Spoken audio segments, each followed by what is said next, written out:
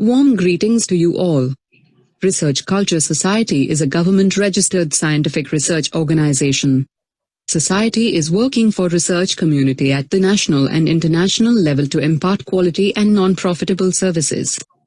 Our members are scholarly educationists from various universities and institutes of repute.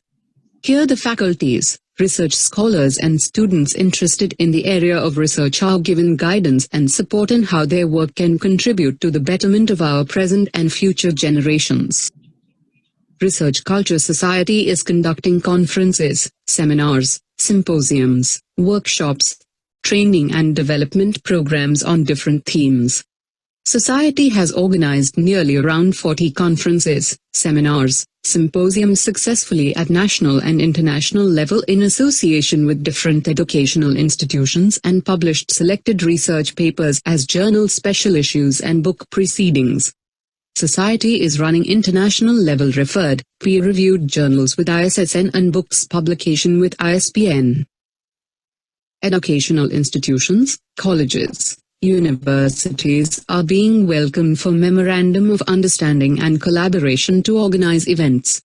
Society is promoting and sponsoring educational events as well as publishing research work in collaboration. Society also offers membership. The journals associated with Research Culture Society referred, indexed and with high impact factor. Society journals are publishing research papers, articles in all fields and subjects related to sciences, health sciences, engineering, agriculture, pharmacy, commerce, management, social sciences, arts, humanities, education, law and life skills. Research Culture Society also publishes book in both print and online with ISBN. It will also be a co-sponsor for organizing conferences and seminars. Research Culture Society also provides print and online book publications with ISBN. Society invites book publication in all study subjects and categories. हार्दिक स्वागत। वर्तमान परिदृश्य में साहित्य और media संस्कृति विषयक साप्ताहिक अंतर्राष्ट्रीय कार्यशाला जो रिसर्च कल्चर सोसाइटी के द्वारा आयोजित की जा रही हैं, इसमें आज के मुख्य अतिथि भारतीय भाषा अध्ययन केंद्र जवाहरलाल नेहरू विश्वविद्यालय के अध्यक्ष प्रोफेसर ओम प्रकाश सिंह जी हमारा उत्साहवर्धन करने के लिए मुख्य अतिथि के रूप में हमसे जुड़े हुए हैं। सादर प्रणाम सर। अब कुछ कार्यशाला की शुरुआत में हम कुछ नियमों के बारे में बात कर लेते हैं जो रिसर्च कल्चर सोसाइटी के बारे में बताऊंगी मैं कि यह जो संस्था है वह पब्लिकेशन आदि के बारे में कार्य करता है। कई सारी पत्रिकाएं इनके द्वारा प्रकाशित की जाती हैं और रिसर्च के क्षेत्र में कई कार्यक्रमों का आयोजन इस संस्था के द्वारा किया जा रहा है। इस कार्यशाला में भी लगभग 220 के लगभग अभी तक रजिस्ट्रेशन हो गए हैं, पंजीकरण हो गए हैं और उसके साथ ही अभी आज पहला दिन है हम सब लोगों का, हमारा साथ में ये 7 दिनों का सफर शुरू होने जा रहा है। तो एक बार पुनः मैं सभी का हार्दिक स्वागत और अभिनंदन करती हूँ। सबसे महत्वपूर्ण बातें कुछ नियम में इसमें कह देती हूँ कि जो कार्यशाला पूर्ण होगी उसके साथ में आपको एक शोध पत्र यहाँ पर साथ में जमा कराना रहेगा, क्योंकि यूजीसी की मान्यता के अनुसार शोध पत्र के प्रकाशन के साथ ही आपकी कार्यशाला का जो प्रमाण पत्र है वह मान्य रहता है। तो इसलिए आप सभी से विनम्र अनुरोध है मेरा कि जो समयावधि संस्था के द्वारा आपको प्रदान की जाती है उसके साथ में आप अपना शोध पत्र जमा करा देंगे। ईमेल आईडी और सब डिटेल्स आपके पास में मेल पर उपलब्ध हैं। इसके साथ में ही आपको जो इसका रजिस्ट्रेशन चार्जेस और जो भी हैं सब मेल पर आपके पास में नियम रूल्स रेगुलेशन आ जाएंगे। संस्था के जो अध्यक्ष हैं डॉक्टर चिराग पटेल सर, उन्होंने मुझे निर्देशित किया था कि मैं पहले कुछ नियम बताऊं और उसके बाद अपनी बात रखना शुरू करूं, क्योंकि आज मुझे ही सबसे पहले आप सभी के स्वागत और अभिनंदन के साथ में अपनी बात रखने का मौका उन्होंने मुझे दिया है, तो इस अवसर के लिए डॉक्टर चिराग पटेल सर का मैं हार्दिक धन्यवाद देती हूँ और सर से निवेदन करती हूँ कि कृपया स्क्रीन शेयर शुरू करें ताकि मैं अपनी बात रख पाऊँ। प्रतिभागी हमसे जुड़ते जाएंगे पर समयावधि का ध्यान तो थोड़ा जो शोध पत्र का प्रकाशन किया जाएगा हिंदी के लिए मंगल यूनिकोड या निर्मला फॉन्ट का आप यूज कर सकते हैं और 2.2 के मार्जिन से आपको कम से कम 3500 शब्दों में शोध पत्र प्रकाशित आपको लिखना है और ये तो जो रूल्स रेगुलेशन होते हैं कि कम से कम 1200 से ऊपर शब्द हो, क्योंकि 1200-1500 शब्दों से कम का कोई शोध पत्र मान्य नहीं होता है और कम से कम अधिकतम 3500 की सीमा यहाँ पर की गई है। सर्वप्रथम आपको शीर्षक लिखना है और साथ में अपना नाम और संस्थान का नाम, ईमेल, पता, पिन कोड और कॉन्टेक्ट नंबर अपने जरूर डालें। शोध पत्र के साथ में सार संक्षेप भेजिएगा, उसके साथ में कीवर्ड्स आपको भेजना है, जो भी मुख्य उसमें आपको संकेतक शब्द लगते हैं, प्रस्तावना लिखना है, मध्य भाग लिखना है, निष्कर्ष देना है और जो संदर्भ है उसको एपीए प्रारूप से देना है और 31 अगस्त तक आपको यह जो मेल आईडी दे रखा है इस मेल आईडी पर आपको अपना शोध पत्र प्रेषित करना है।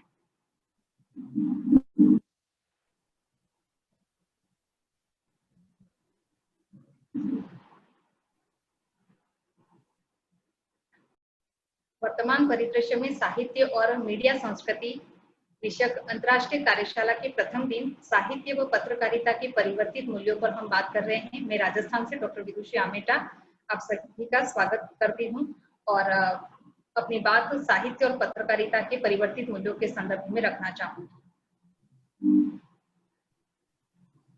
सर आगे करते रहिएगा प्लीज। नेक्स्ट।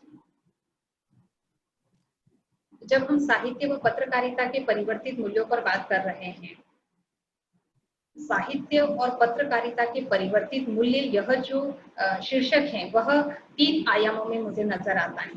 पहला है साहित्य, दूसरा है पत्रकारिता और तीसरा है मूल्य परिवर्तन। यानी कि हम इन 3 दृष्टिकोणों से आज बातचीत करने जा रहे हैं। सबसे पहले हम लेते हैं साहित्य को, यानी कि हमें ये देखना रहेगा कि साहित्य क्या है, साहित्य के उद्देश्य क्या होते हैं, साहित्य के मूल्य क्या होते हैं और उसमें किस प्रकार से परिवर्तन हो सकता है।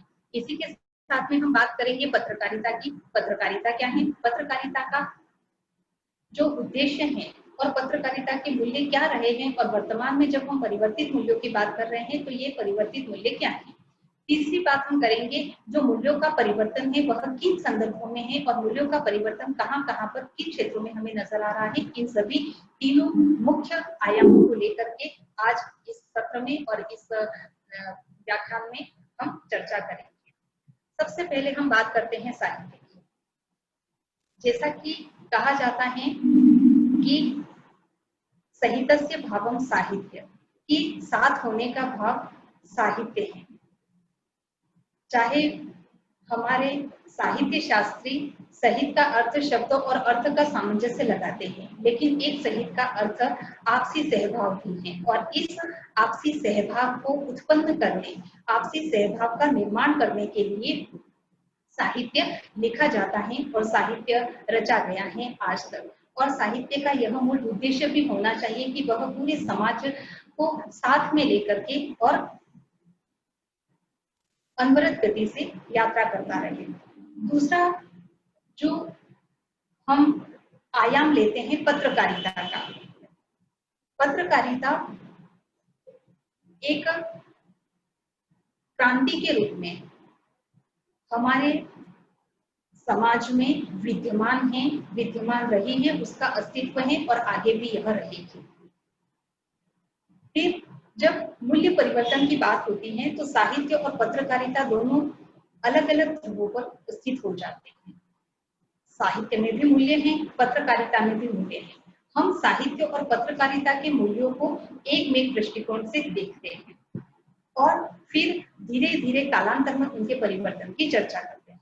तो इसके कारण से हम सबसे पहले तो ये देखें कि मूल्य है क्या, मूल्य की अवधारणा क्या है और साहित्य और पत्रकारिता किन मूल्यों और किन उद्देश्यों के साथ में निरंतर विकासमान रहे हैं, इन बिंदुओं पर चर्चा करनी है हमें।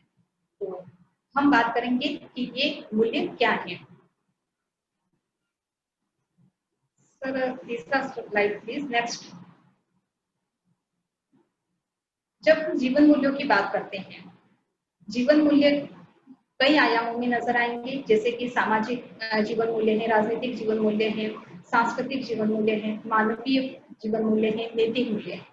अब जब हम मूल्य परिवर्तन की बात करते हैं, सामाजिक जीवन मूल्य क्या है और किन दृष्टिकोणों के संदर्भ में उनका परिवर्तन हमें दिखाई देता है। जब जैसे कि सामाजिक परिवर्तन, सामाजिक मूल्य यानी कि जैसे हम एक समाज में किस प्रकार जीवन यापन करते हैं, एक व्यक्ति का दूसरे व्यक्ति के साथ में क्या संबंधों और संपर्क के नियम है, वो सामाजिक मूल्यों के अंतर्गत होते हैं। लेकिन वर्तमान परिवेश में जब समाज की अवधारणा में और समाज की संरचना में परिवर्तन हो रहा है, तो कहीं ना कहीं सामाजिक मूल्यों में भी परिवर्तन होता जा रहा है। दूसरी बात कि इसी प्रकार से राजनीति के जो नीति और नियम निर्धारित हुए हैं, वे एक समुन्नत राज्य और मानवीय हित को लेकर के बने हैं, लेकिन आज वे राजनीतिक मूल्य भी परिवर्तित हो रहे हैं। सांस्कृतिक मूल्य एक संस्कृति के साथ में हमारी जो परंपरागत रूप से चलती आ रही अनवरत प्रवाह की परंपरा है, उस परंपरा के साथ में हमारा जो जुड़ाव है वे सांस्कृतिक मूल्यों के अंतर्गत सम्मिलित होते हैं। लेकिन सांस्कृतिक परिवर्तन के साथ में इनमें भी परिवर्तन आता रहा है। सबसे बड़ी बात है जो सामाजिक, राजनीतिक और सांस्कृतिक मूल्यों के अंतर्गत आती है, वो मानवीय मूल्यों की आती है कि एक मानव होने के नाते, एक नागरिक होने के नाते हमें क्या करना चाहिए, किस प्रकार से जीवन यापन करना चाहिए, किस प्रकार से हमें रहना चाहिए, हमारी जीवन शैली क्या होनी चाहिए, हमारे विचार क्या होने चाहिए। ये सभी मानवीय मूल्य हमारे जीवन मूल्यों का सर्वप्रमुख आधार है। लेकिन इन मानवीय मूल्यों में भी परिवर्तन हमें दृष्टिगोचर होने लगा है। फिर हम बात करते हैं नैतिक मूल्यों की कि नैतिक मूल्य क्या है। जो हमारे जीने के नियम हैं, अथवा कहीं पर जैसे हम लोगों ने किसी कार्य के लिए कोई कारण निर्धारित कर रखा है, उन कार्य कारण संबंधों में जो भावनात्मक स्थायित्व अथवा अस्तित्व रहता है, वह नैतिक मूल्य के अंतर्गत सम्मिलित किया जाता है। अब देखिए ये मूल्यों में परिवर्तन किस प्रकार से आता है या क्या घटनाक्रम हमारे यहाँ पर घटित हो रहा है। एक साधारण सा उदाहरण देना चाहूंगी मैं अपने स्वयं के जीवन से।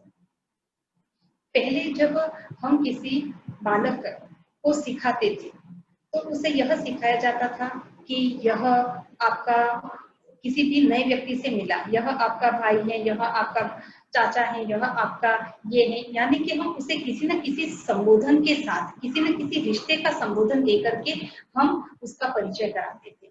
वर्तमान में क्या हो गया है, हम बाय नेम यानी कि एक व्यक्ति के अस्तित्व के साथ में कि यह मिस्टर ये हैं, ये श्रीमान ये हैं और ये डॉक्टर है, ये इंजीनियर है, इस तरीके से हम किसी बालक को संबंधों की प्रगाढ़ता बताते हैं।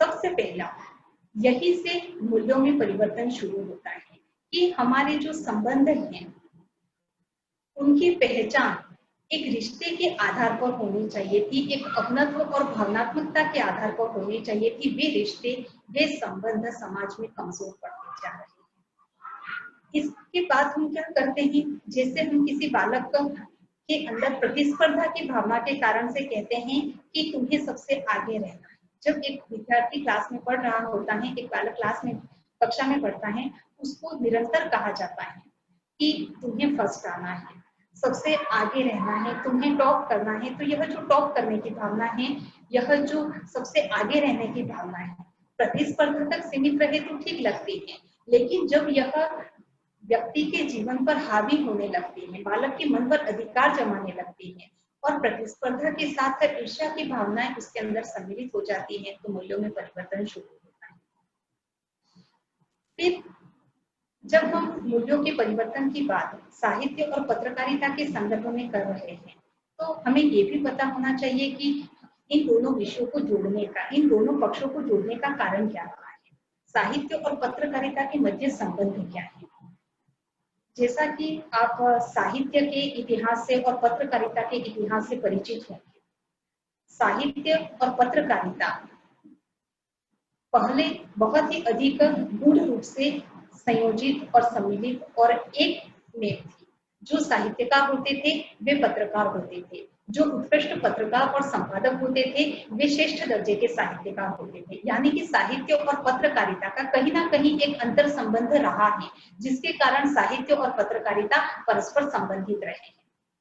जब हम बात करते हैं कि साहित्य और पत्रकारिता का अंतर संबंध ये है क्या, किस कारण से साहित्य और पत्रकार और संपादक एक श्रेणी के व्यक्ति रहे, तो सबसे पहला बिंदु आता है ज्ञानार्जन और ज्ञानाभिव्यक्ति के माध्यम से। यानी कि साहित्य भी ज्ञानार्जन का माध्यम है और पत्रकारिता भी ज्ञानार्जन का माध्यम है।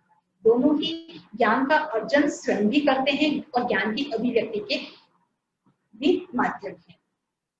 दूसरी तरफ एक संबंध ये भी देखा जा सकता है कि दोनों ही मूल्यों के निर्माता हैं। ये नए मूल्यों का निर्माण करते हैं और जो प्रचलित मूल्य हैं उनका नियामक की भूमिका भी ये दोनों निभाते हैं। तो ये दोनों चीजें साहित्य और पत्रकारिता के संबंध को बताते हैं कि किस प्रकार से ज्ञान का अर्जन और ज्ञान की अभिव्यक्ति दोनों का मुख्य कार्य है। इसी प्रकार से मूल्यों का निर्माण करना और मूल्यों का नियमन करना ये साहित्य और पत्रकारिता के संबंध में देखा जा सकता है। दोनों का ही यह मुख्य आधार है।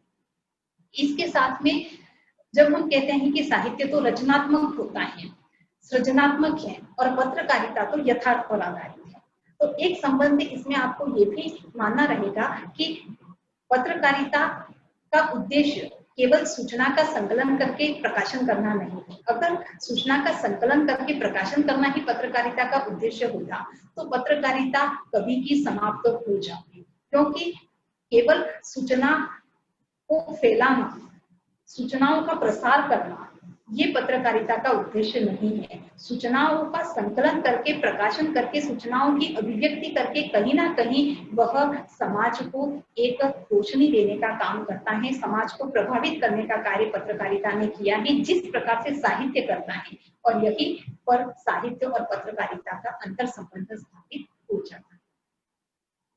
साहित्य और पत्रकारिता की एक बहुत ही महत्वपूर्ण बात है कि हम कहते हैं कि साहित्य के जो तत्व हैं उसमें कल्पना प्रमुख तत्व माना गया है और पत्रकारिता के लिए कहा जाता है कि यह यथार्थ पर आधारित होती है। लेकिन वर्तमान समय में यह नहीं रहा है। जब साहित्य और पत्रकारिता के अंतर संबंधों की बात कर रहे हैं तो पूर्व काल में यह होता था कि साहित्य जो कल्पनाजीवी होता था उसे साहित्य कह दिया जाता था, जो यथार्थ पर आधारित होता था उसको पत्रकारिता कहा जाता था। लेकिन वर्तमान में यह जो विभाजन है वह समाप्त हो गया है। एक मूल्य का परिवर्तन यहाँ पर नजर आता है कि जो साहित्य है वह यथार्थ पर आधारित होने लगा है। आप देखिए कि जिसको हम आंचलिक लेखन कह रहे हैं, जिसको हम स्त्री विमर्श की बातें कह रहे हैं या तमाम प्रकार के जो विमर्श की बातें हैं वे सभी कहीं ना कहीं यथार्थ पर आधारित साहित्य की रचनाएं हैं।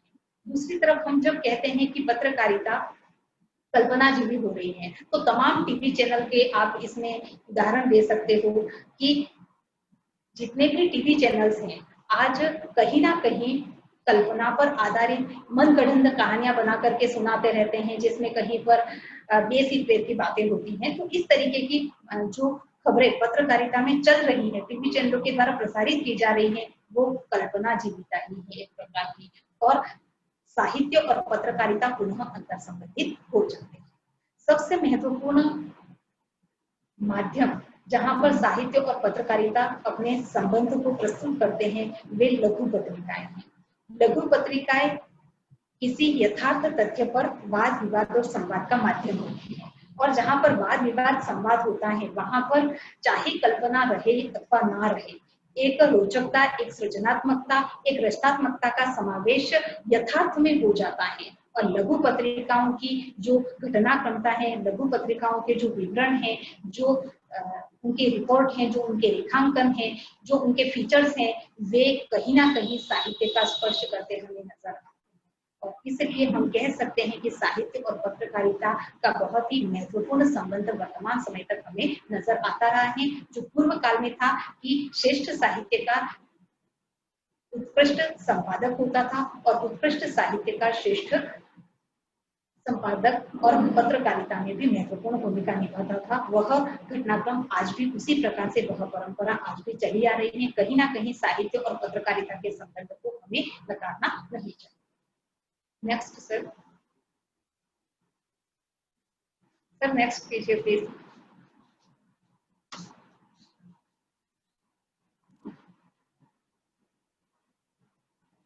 साहित्य और पत्रकार दोनों के अंतर संबंधों को समझाते हुए रघुवीर सहाय ने एक जगह लिखा है, न लिखने के कारण उनकी जो पुस्तक है 1978 में प्रकाशित हुई थी, वे लिखते हैं कि पत्रकार के लिए यथार्थ वही है जो संभव हो चुका है। यानी कि जो घटनाक्रम घटित हो गया है वह पत्रकार के लिए यथार्थ बन जाता है, लेकिन साहित्यकार का यथार्थ वह है जो संभव हो सकता है, यानी कि जो नहीं हुआ है उसकी भी कल्पना करके साहित्यकार लिख लेता है। यह बात रघुवीर सहाय ने 1978 ईस्वी में जब कही, लेकिन वर्तमान में लगता है कि कहीं ना कहीं यह जो अवधारणा है उसमें थोड़ा सा परिवर्तन आने लगा है। फिर भी साहित्यकार और साहित्य का दर्जा ऊंचा ही रहेगा और जो उसके साथ में संभावनाओं की एक और समाधान की जो पूरी विस्तृत संरचना साहित्य के भीतर होती है वह भिन्न है। फिर हम बात करते हैं कि वर्तमान में जो साहित्य में परिवर्तन आ रहा है, साहित्यिक मूल्यों में जो परिवर्तन है, तो साहित्यिक मूल्यों का परिवर्तन हमें उसके विषय में दिखाई देता है, जो उसका विषयगत विकास हुआ है साहित्य का। हम कह देते हैं आंचलिक लेखन है, पौराणिक ऐतिहासिक लेखन है। हालांकि पौराणिक और ऐतिहासिक लेखन की परंपरा पुराने समय से आ रही है। जब हम आंचलिक लेखन की बात करते हैं, मेला आंचल एक उपन्यास आता है फणीश्वरनाथ रेणु का, और उसके साथ में आंचलिक लेखन की एक परंपरा शुरू हो जाती है। यद्यपि उससे पहले भी गांव, शहर और अंचल विशेष को लेकर के प्रेमचंद आदि ने लिखा है, लेकिन यह जो आंचलिक शब्द आया फणीश्वरनाथ रेणु ने सर्वप्रथम अपने लेखन में प्रयुक्त किया और फिर एक धारा बह गई। जब ये आंचलिक लेखन प्रारंभ हुआ तो यह यथार्थ पर आधारित था। कहीं पर यह राजनीतिक यथार्थ आ रहा है, कहीं समाज का यथार्थ आ रहा है, कहीं अर्थतंत्र का यथार्थ आ रहा है, और साहित्य यथार्थ पर आधारित होने लगा। पौराणिक और ऐतिहासिक लेखन हालांकि हमारी परंपरा में रहा है और पुराण और इतिहास को आधार बना करके लेखन अनवरत रूप से होता रहा है, लेकिन वर्तमान में जो पौराणिक और ऐतिहासिक लेखन हो रहा है उसमें एक नया दृष्टिकोण नजर आता है। वे यथार्थ की भूमि पर खड़े होकर के पुराने घटनाक्रम को लेकर के, प्रचलित घटनाक्रम को लेकर के और फिर रचनाएं लिख रहे हैं।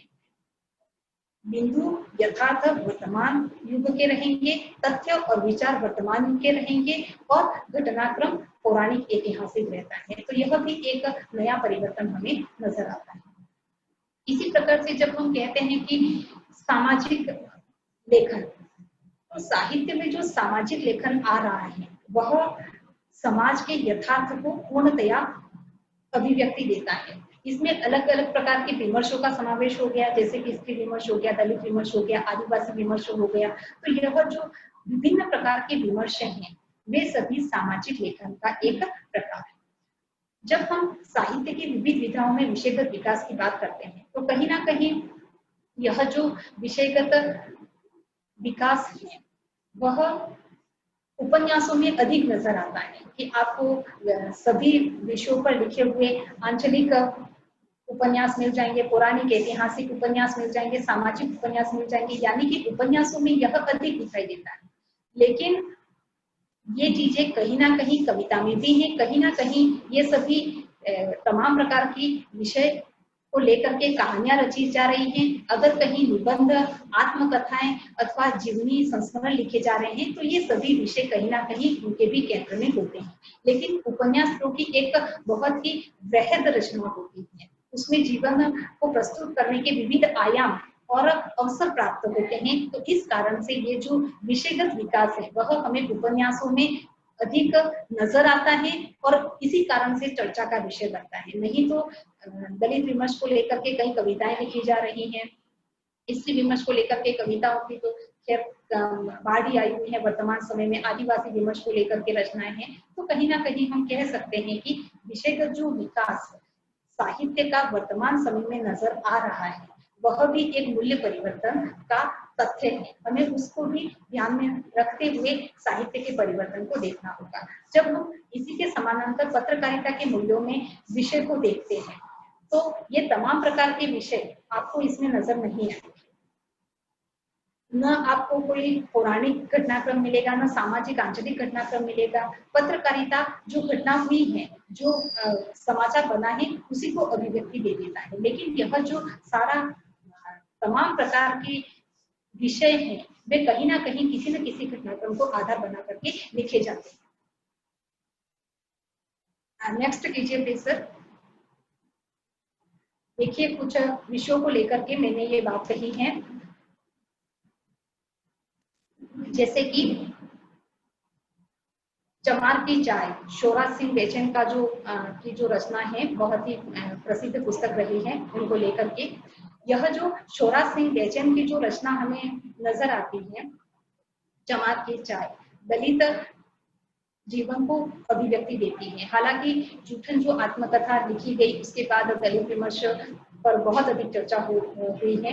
इसी तरीके से आप कई सारे मैंने बहुत ही अधिक लिखे हैं, गुलाम मंडी, शिखंडी, जिंदगी 50-50, मेरे हिस्से की तू, नीना शर्मा जी का जो उपन्यास है, इन उपन्यासों में किन्नर विमर्श की बात आ रही है। यानी कि समाज में एक जो नया परिवर्तन है, उस नए परिवर्तन को गुलाम मंडी, नरेंद्र कोहली का शिखंडी, जिंदगी 50-50 आदि में बताया जा रहा है। इसी प्रकार से जो संजीव का फांस उपन्यास है, फांस उपन्यास किसान जीवन की कहानी कहता है। किसान जीवन के साथ में इसमें मजदूरों की बात कही गई है, इसमें जो जमींदार हैं उनकी बात कही गई है। तो किसान, मजदूर और आदिवासी जीवन की त्रासदी फांस उपन्यास में हमें नजर आती है। जो गुलाम मंडी, जिंदगी 50-50 उपन्यास किन्नर विमर्श को आधार बना करके लिखे गए। अब आप देख सकते हैं कि स्त्री विमर्श के कुछ समय बाद में आता है दलित विमर्श के बाद में आता है आदिवासी विमर्श, और वर्तमान में बात होती है किन्नर विमर्श की और विकलांग विमर्श की। यानी कि जो यौन विकलांगता है उसको भी आधार बना करके उपन्यास रचे जा रहे हैं। मैं बाद में और चर्चा करूंगी इसमें कि ये जो किन्नर विमर्श की रचनाएं लिखी जा रही हैं, या ये जो समस्त तमाम प्रकार के विमर्शों की बातें कही जाती हैं, उसमें किस प्रकार से मूल्यों में परिवर्तन हमें नजर आ रहा है। बहुत ही अच्छी बातें हैं कि समाज का जो संवेदनशील तबका है, जो समाज के हाशिए का वर्ग है, उन सभी को लेकर के, उन सबको साथ में लेकर के हमारा साहित्य आगे बढ़ रहा है। हमारे समस्त प्रकार की साहित्य की विधाएं इनसे फलीभूत हो रही हैं, बहुत ही अच्छी बात है। लेकिन कहाँ पर इस संवेदनशीलता के मुद्दे में क्या मूल्यों का परिवर्तन नजर आता है, वो बात हम आगे करते हैं। सर कृपया अगला नेक्स्ट करें। किसान केंद्रित उपन्यास, जैसे कि ये पंकज सुधीर जी का उपन्यास है अकाल में उत्सव। अब देखिए, ये जो अकाल में उत्सव उपन्यास किसान जीवन की त्रासदी को बताता है। इसमें कर्ज की जो व्यवस्था है उसके बारे में, पीढ़ी दर पीढ़ी किस प्रकार से कर्ज चलता रहता है, किस प्रकार से उसमें कर्ज में ही एक व्यक्ति जीवन यापन करता है, उसकी पूरी पीढ़ी उस कर्ज में डूब जाती है, उसको इसमें बताया गया है। भीमसेन त्यागी का जो उपन्यास है जमीन, वह भी इसी प्रकार से किसानों और जमीन से संबंधित बातों को, जो मजदूरी प्रथा है उसको लेकर के लिखा गया है। सुनील चतुर्वेदी का जो उपन्यास काली चाट, ये बहुत ही महत्वपूर्ण और बहुत ही अच्छा उपन्यास वर्तमान समय का माना जा सकता है, समकालीन समय का, क्योंकि इसमें जो विकास की अवधारणा है उसको एक बिल्कुल नए स्वरूप में प्रस्तुत किया है कि एक तरफ तो विकास है और वह विकास किस प्रकार से विनाश की ओर बढ़ता जाता है, किस प्रकार विनाश के गर्त में हमें ले जा रहा है। इसमें भी कहीं ना कहीं मजदूरों का जो शोषण है, अथवा किस प्रकार से किसान आत्महत्या करते हैं, ये सारी बातें कहीं ना कहीं इसमें भी नजर आती है। लेकिन इसमें जो खेती किसानी का कंपनीकरण हो रहा है, उस कंपनीकरण की बात को भी इसमें बताया गया है कि जो हमारी फसलें हैं, उन फसलों को सीधे किस प्रकार कंपनियों के अंदर व्यवसाय का हिस्सा बना करके पहुंचा दिया जाता है, किस प्रकार से किसान शोषित ही रहता है। तो ये कुछ उपन्यास किसान जीवन को केंद्रित करके रचे गए। तो कहीं ना कहीं समाज और एक हमें मूल्य दिखाई देते हैं कि जहां पर संवेदनशीलता है उसको लेखक अभिव्यक्ति देता है। सर कृपया आगे बढ़ाएं। कुछ उपन्यास भी यहाँ पर नजर आते हैं, जैसे कि ये सभी किन्नर केंद्रित उपन्यास हैं। शिव प्रसाद सिंह का महाव्रती और बिंदा महाराज नाम से आया था। मैं क्यों नहीं नाम से पारू मदन नाइक का आया है, केवल नाम गिनना ठीक नहीं है। लेकिन जैसे जब किन्नर विमर्श को जो एक आधार मिलता है, एक प्लेटफॉर्म मिलता है, वह यमदीप उपन्यास जब मिर्जा माधव का आता है। मिर्जा माधव के यमदीप उपन्यास के बाद में साहित्य में एक अनुगुंज आ जाती है किन्नर विमर्श को लेकर के। जो थर्ड जेंडर है उनको एक स्थान और महत्वपूर्ण स्थान मिलना प्रारंभ हुआ। उसके बाद कई उपन्यासों कहानियों की बाढ़ आ जाती है, जैसे महेंद्र विष्णु की किन्नर कथाएं में पायल हूँ, निर्मला भुराड़िया का गुलाम मंडी में जिंदगी 50-50 जिसके हम चर्चा कर चुके हैं। सुभाष शकील ने दरमियाना लिखा था। हालांकि सुभाष शकील का दरमियाना 1980 में बहुत पहले धारावाही रूप में एक पत्रिका में प्रकाशित हो चुका था, लेकिन ये एक पुस्तकाकार बाद में प्रकाशित होता है। तीसरी ताली उपन्यास है अनुसुईया त्यागी का मैं भी औरत हूँ, गिरजा भारती का अस्तित्व है और चित्रा मुदगल जैसी बड़ी लेखिका भी पोस्ट बॉक्स नंबर 203 नाला सोपरा नाम से एक उपन्यास रच देती है किन्नर विमर्श को आधार बनाकर। यानी कि ये जो विमर्श है उसको लेकर के जो रचनाएं लिखी जाती है, केवल उपन्यास ही नहीं, उपन्यास के साथ साथ आप देखेंगे कि आत्मकथाएं भी आई हैं इसमें समीक्षाएं भी आई हैं। तो कहीं ना कहीं जो विमर्श के दायरे हैं वे सभी विधाओं में फैलते जा रहे हैं। कृपया सर आगे बढ़ाएं। कुछ जैसे कहानी संग्रह के नाम भी मैंने बताए आपको। इसी प्रकार से ये किन्नर विमर्श को ही मैंने उदाहरण दिए हैं क्योंकि ये बिल्कुल अभी समकालीन में नया चल रहा है। तो इस कारण से जैसे पुरुष तन में फंसा मेरा नारी मन, पहली ट्रांसजेंडर जो कि प्राचार्य रही हैं मानवी बंदोपाध्याय, उन्होंने अपनी आत्मकथा लिखी है। इसी प्रकार से लक्ष्मी नारायण त्रिपाठी ने मी हिजड़ा मी लक्ष्मी, यानी कि किस प्रकार से जो यौन विकलांग हैं वे अपने आप को स्वाभिमान के साथ में, एक आत्मसंघर्ष के साथ में, एक स्व अस्तित्व के साथ में समाज में स्थापित करते हैं, उसको इन आत्मकथाओं में और इन तमाम प्रकार की कहानियों में स्थान मिला है। Next please. देखिए जो बात कही जा रही थी कि विमर्श केवल उपन्यासों तक सीमित नहीं है या कविता कहानियों तक सीमित नहीं है। अभी यह विमर्श 2-5 सालों में आया और इतने में इस पर कई सारी समीक्षात्मक पुस्तकें रच दी गई, जैसे कि डॉक्टर दिलीप मेहरा के संपादन में प्रकाशित हुई है हिंदी साहित्य में किन्नर जीवन। इसी प्रकार से डॉक्टर एम फिरोज खान ने थर्ड जेंडर आत्मकथा और जीवन संघर्ष लिखी है। डॉक्टर मोदी खराटे हिंदी का उपन्यासों में किन्नर विमर्श, और अभी हाल ही में कुछ समय पूर्व डॉक्टर विनीत पाठक सर की आई है किन्नर विमर्श दशा और दिशा के नाम से। तो यानी कि जो विमर्श प्रचलित होते हैं उनको लेकर के रचनात्मक साहित्य लिखा जाता है और समीक्षात्मक साहित्य भी हमें उपलब्ध वर्तमान समय में हो रहा है। Sir please next. देखिए इसी तरीके से विकलांग विमर्श को लेकर के कुछ समीक्षात्मक रचना, ये विकलांग विमर्श विविधायाम और डॉक्टर शिवजा माहेश्वरी की रचना है विकलांग विमर्श का वितान। तो ये विकलांग विमर्श को लेकर के भी रची गई रचना है। Next please. कहना जो मैं मूल्यों की बात करते हुए ये विमर्शों की बात कह रही हूँ, इसका कारण ये है कि हमने क्या किया है, जो हमारा साहित्य है या जो साहित्यकार है वे समाज में संवेदनशीलता के मुद्दे को उठाने के लिए शायद ये तमाम प्रकार के विमर्शों को नहीं ला रहे हैं। वे विमर्शों के घेरे में बने रहने के लिए, वे चर्चा में बने रहने के लिए इस प्रकार की रचनाओं को लाते हैं। और इसीलिए कई बार सबसे अधिक विरोध का सामना करना पड़ता है स्त्री विमर्श को, कि कुछ रचना ऐसी आ जाती हैं जो देह मुक्ति की बात करती है, और ये जो देह मुक्ति वाली बात जहां पर आती है वहां पर विरोध का सामना करना पड़ता है। तो कहीं ना कहीं इन सब चीजों के पीछे जो केंद्र है, जो घेरा है, उसके बीच में रहने के लिए, चर्चा का विषय बनने के लिए ये विमर्श अस्तित्व ले रहे हैं और विकसित हो रहे हैं। अब इसमें समाज के प्रति संवेदनशीलता कितनी है और वास्तव में केवल चर्चा का बिंदु बनना कहाँ तक है, ये हम लोगों को सोचने की बात है कि यह हमारे मूल्यों का विकास है, मूल्यों का विस्तार है, अथवा मूल्यों की संकुचित अवस्था की हम केवल नाम कमाने के लिए ये सभी प्रकार की बातें लिख और रच रहे हैं। जब तक हम समाज के उन संवेदनशील लोगों तक ना पहुंचे तब तक इस प्रकार की केवल चर्चा के माध्यम से हम कितना कुछ कर पाएंगे, ये सभी बातें भी एक सोचनीय प्रश्न बनती है वर्तमान मूल्यों के संदर्भ में। जैसे एक रचना में बता रही हूँ आपको, समय बेसमय। इस समय बेसमय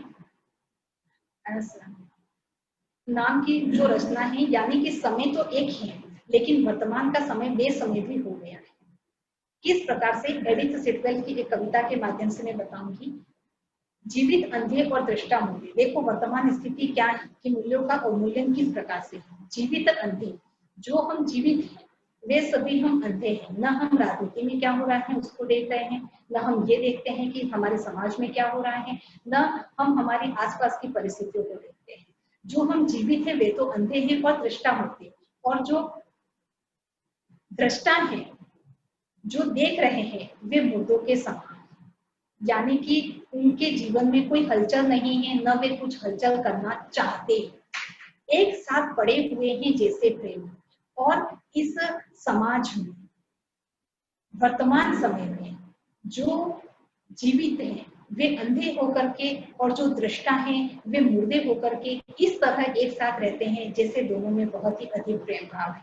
प्रेम भाव देखिएगा तब होता है जब दोनों एक ही स्तर पर होते हैं व्यक्ति, तब दोनों का प्रेम भाव होता है। यहाँ पर एक व्यक्ति का अंधापन और दूसरे का मोटापन कहीं ना कहीं ये इस प्रकार की एक स्तर, एक आधार बनाता है जो प्रेम की रचना करता है। लेकिन इस प्रेम के साथ में नफरत कहीं पैदा नहीं हुई। चाहे एक व्यक्ति सब कुछ जानता है, दूसरा उन सब परिस्थितियों से अज्ञात है और नहीं जानता है। साहित्य और पत्रकारिता के जो हम परिवर्तित मूल्यों की बात कर रहे हैं, तो कहीं ना कहीं यह जो कविता 1947 में द्वितीय विश्व युद्ध के बाद लिखी गई थी, उस कविता के आधार पर हमें परिवर्तन के कुछ हमें आयाम दोनों ही जगहों पर दिखाई देते हैं, चाहे यह पत्रकारिता की बात हो या साहित्य की बात हो। सबसे पहले हम बात करेंगे रचनात्मकता। रचनात्मक मूल्यों में परिवर्तन आ रहा है। साहित्य के रचनात्मक मूल्य बदलते जा रहे हैं। आज साहित्य केवल समाज का दर्पण नहीं रह गया, या समाज के आगे एक मशाल नहीं रह गया है। वह कई बार समाधान देने की चेष्टा करता है, कई बार समाज के साथ में मिल जाता है, कई बार समाज से श्रम प्रभावित होता है। तो यानी कि जो साहित्य के मूल्य हैं वे रचनात्मक मूल्य परिवर्तित हो रहे हैं। इसी के साथ में हम साहित्य के और पत्रकारिता के रचनात्मक मूल्यों की बात करें तो पत्रकारिता के रचनात्मक मूल्यों में भी परिवर्तन आ रहा है। पहले आप जहां देखते थे कि कोई न्यूज आई है, कोई खबर आई है, वह पूर्ण रूप से उसी प्रकार यथातथ के रूप में प्रकाशित कर दी जाती थी, अथवा जो एकमात्र दूरदर्शन नाम का जो अथवा रेडियो का आकाशवाणी चैनल था उस पर चला दी जाती थी। लेकिन वर्तमान में ऐसा नहीं है। वर्तमान में अभी घटनाक्रम घटित हुआ है और 1 घंटे बाद आप उसका पूर्ण विश्लेषणात्मक एक इंटरव्यू पढ़ सकते हैं उससे संबंधित व्यक्ति का। उसके बाद में आप एक पूरा रिपोर्ट विवरण पढ़ सकते हैं जिसको कि किसी महत्वपूर्ण व्यक्ति अथवा किसी साहित्यकार अथवा किसी उस क्षेत्र से संबंधित किसी विशिष्ट व्यक्ति के द्वारा रचाया गया हो, अथवा आप एक फीचर पढ़ सकते हो। यानी कि घटनाक्रम के घटित होने के तुरंत बाद में आपको कई सारे तथ्यों का समावेश करते हुए एक विस्तृत रिपोर्ट मिलती है, एक इंटरव्यू मिलता है। तो कहीं ना कहीं एक रचनात्मक परिवर्तन पत्रकारिता के भीतर भी हुआ है।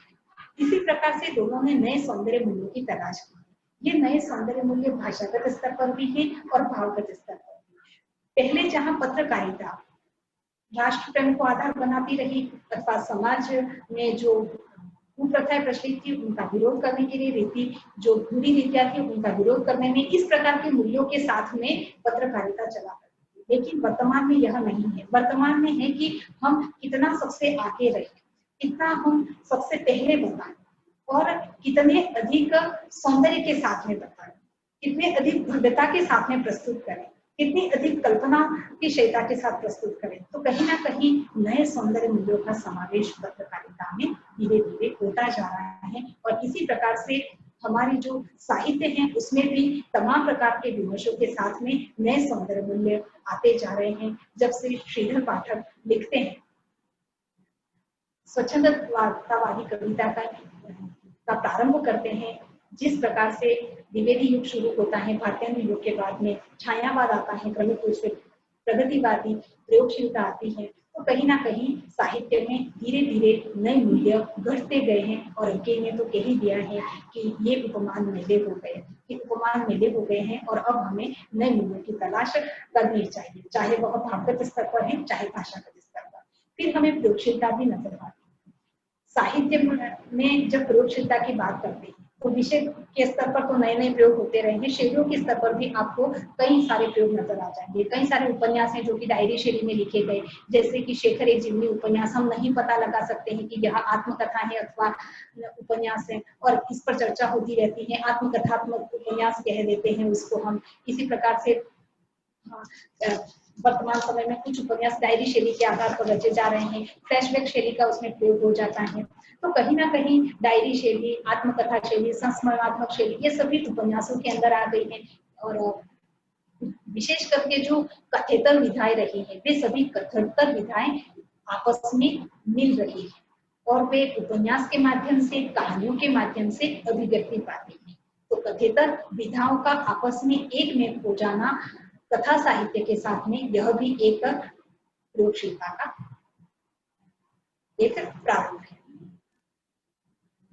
शायद मेरे पास जो समय सीमा मुझे दी गई थी वो पूर्ण होने वाली है, तो इसलिए सर ने बिल्कुल सीधे से अंतिम जगह मुझे ला करके खड़ा।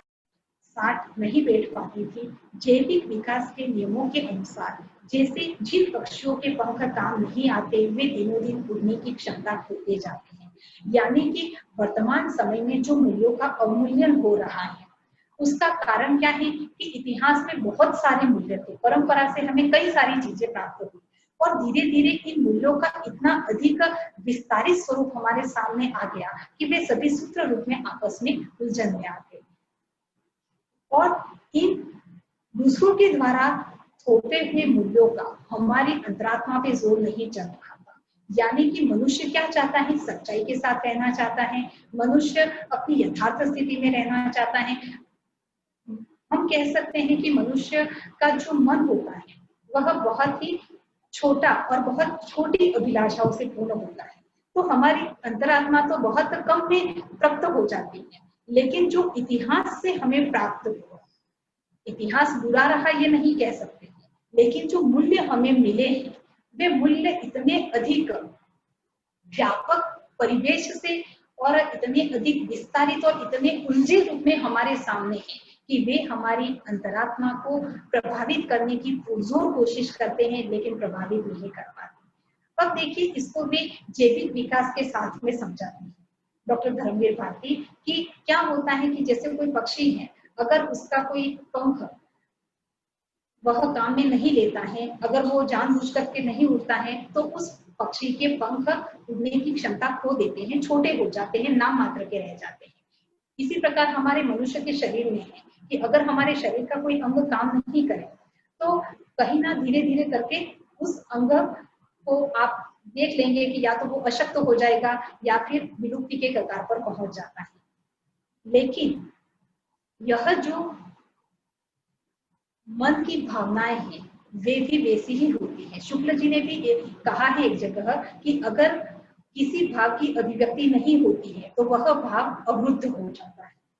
इसी प्रकार से अगर हम मूल्यों का प्रयोग नहीं करेंगे, केवल उसके ढांचे में हम बंधे रहेंगे, केवल उसकी उलझनों में फंसे रहेंगे, जैसे कि मैंने विमर्शों की बात कही थी कि जो हम विमर्श हैं तो हम विमर्श के नाम पर केवल संवेदनाओं की अभिव्यक्ति करते हैं, संवेदनाओं तक हमारी पहुंच नहीं होती है, तो वे संवेदनाएं धीरे धीरे विलुप्ति के कगार पर पहुंच जाएंगी, मूल्य का अवमूल्यन हो जाएगा, मूल्य समाप्त होते जाएंगे, मूल्य नहीं बचेंगे और शायद उस समय नए मूल्यों को गणना भी नहीं हो पाए हमारे से, क्योंकि हमारे अंदर वह शक्ति और सामर्थ्य नहीं रहेंगी जो समाज हित, व्यक्ति हित और राष्ट्र हित के नियमों को और मूल्यों को हम गढ़ सके।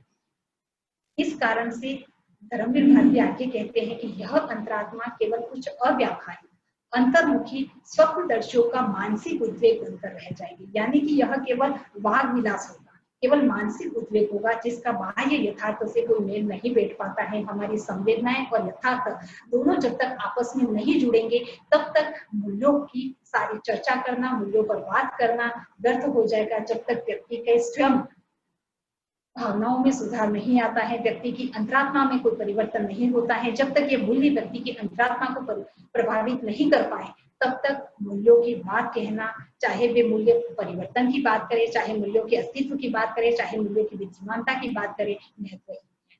धन्यवाद देती हूँ मैं डॉक्टर चिराग जी, जो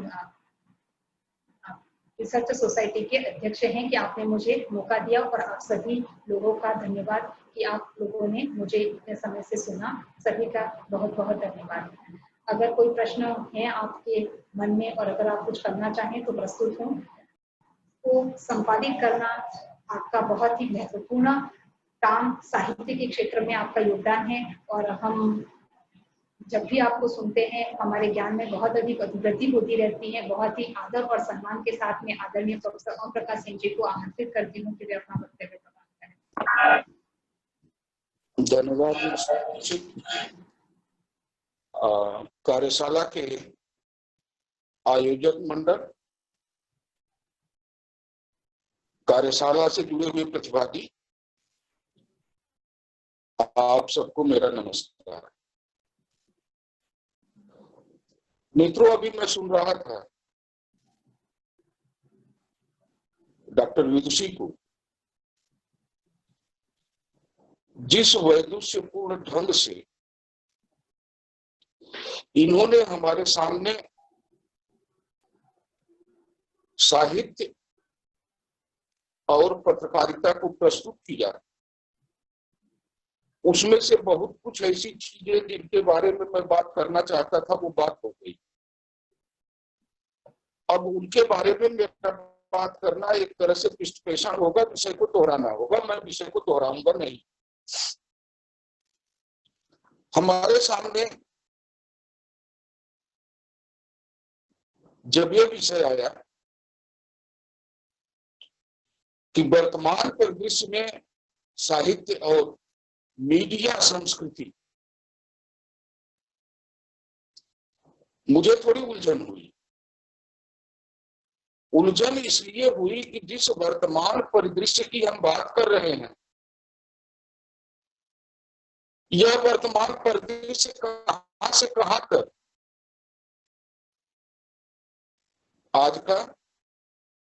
आज के 50 साल पहले का या 20 साल पहले का है, इसको अगर हम बिल्कुल अपने समकाल से जोड़ लें, अपने आज से जोड़ लें, और उसमें जो साहित्य में हो रहा है, जो मीडिया में हो रहा है, उसके बारे में विचार विमर्श करें और साहित्य और मीडिया के अंतर संबंधों को समझने की कोशिश करें, तो शायद बात काफी कुछ साफ हो जाएगी। सबसे पहले मैं मीडिया की बात करता हूं। मीडिया से हमारा मतलब पत्रकारिता से है। एक चीज आपको साहित्य और मीडिया दोनों के परिदृश्य में साफ दिखाई देगी कि हिंदी में खड़ी बोली में लेखन और मीडिया, ये दोनों लगभग साथ साथ शुरू हुए। आज मीडिया का रूप बहुत बड़ा है, लेकिन जब मीडिया की शुरुआत हुई थी तो उस समय यह केवल प्रिंट मीडिया तक सीमित। हिंदी में बीच काल तक बहुत कुछ लिखा जाता रहा, कविताएं लिखी जाती रही, बड़े बड़े ग्रंथ महाकाव्य लिखे जाते रहे, लक्षण ग्रंथ लिखे जाते रहे। 19वीं शताब्दी का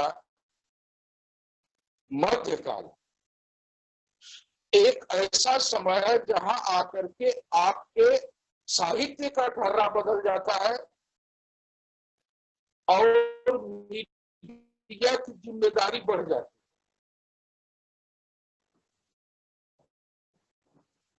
पहले दो चीजों को मतलब आप देखें कि जो लोग साहित्य की बात करते थे वे साहित्य को ज्ञान से जोड़ करके देखते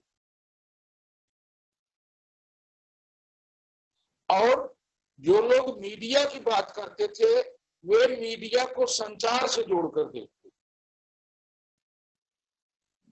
खबरों का लेना देना, लेकिन खबरों के लेने देने में भी खबर किस तरह से प्रस्तुत की जा रही है यह एक बड़ा महत्वपूर्ण विषय होता है। और जिस तरह से लेखक चाहता है उस तरह से, जिस तरह से पत्रकार चाहता है उस तरह से उसे प्रस्तुत करेगा।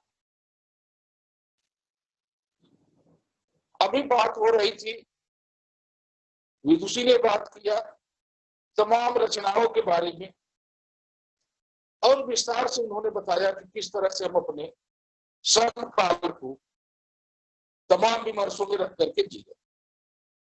बहरहाल ठीक है, उस पर मैं बाद में आऊंगा, बात करूंगा।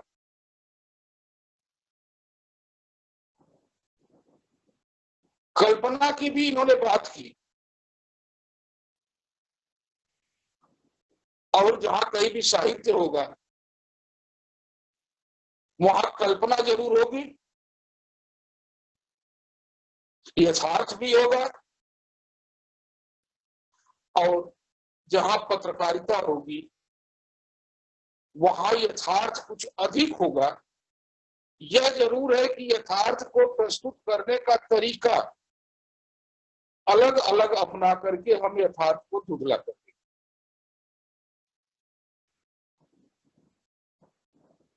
साहित्य क्या है और क्यों है, उसी तरह से हम यह भी बात करेंगे पत्रकारिता क्या है और क्यों है। साहित्य की परिभाषा करते हुए 20वीं शताब्दी के शुरुआत में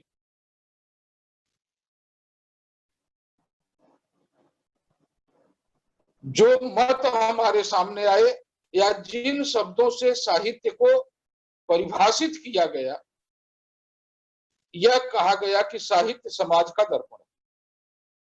साहित्य समाज का दर्पण है। इस पर आप एक मिनट रुक करके विचार करें। बहुत दिनों तक यह स्वीकार किया जाता रहा कि साहित्य समाज का दर्पण ही है, लेकिन बाद में इस पर लोग शंका करने लगे कि दर्पण का काम है कि जो चीज जैसी है उसको ठीक ठीक वैसे ही दिखा देना। क्या साहित्यकार का भी काम वही है? जिन उपन्यासों की या जिन रचनाकारों की बात विदुषी कर रही थी, क्या उन रचनाकारों का, उन साहित्यकारों का भी उद्देश्य यही है कि वह दर्पण की तरह से केवल चीजों को दिखा दें? साहित्य हमेशा दर्पण से कुछ आगे की चीज होता है। दर्पण की तरह से दिखाने वाली जो प्रवृत्ति होती है उस प्रवृत्ति से थोड़ा आगे बढ़ा हुआ है। वह यह बढ़ा हुआ है कि दर्पण तो आपको केवल जो स्थिति है उसी को दिखा देगा, लेकिन साहित्यकार जब दिखाएगा तो आपको भविष्य का कुछ सार्थक संकेत भी देगा। अपने वर्तमान की बात करते हुए भविष्य के प्रति कुछ सार्थक संकेत करना, यह साहित्यकार का काम है।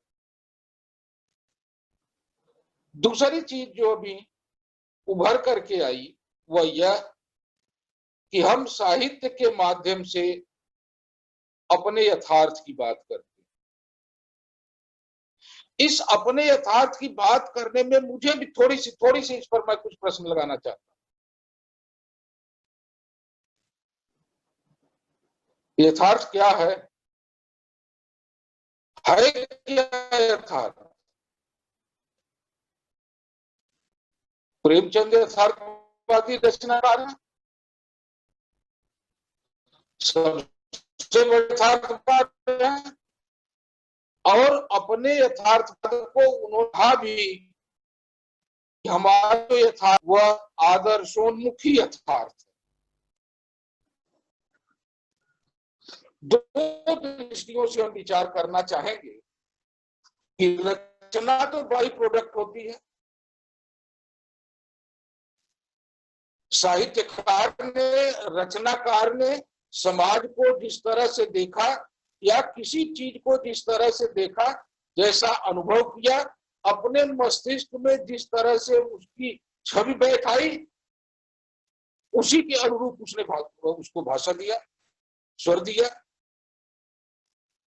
तो प्रेमचंद का सच तो प्रेमचंद का सच है, वो हमारा सच कैसे?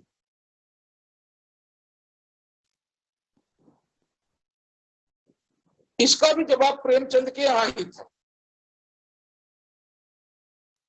प्रेमचंद से कभी लोगों ने पूछा कि आप बड़े यथार्थ की बात करते हैं, यथार्थ की, आप यथार्थ क्या है आपका?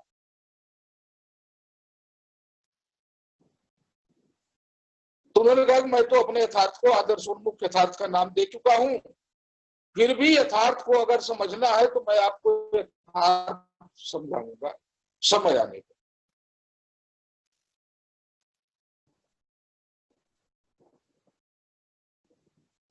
प्रेमचंद एक दो दिनों के बाद उन सबको एक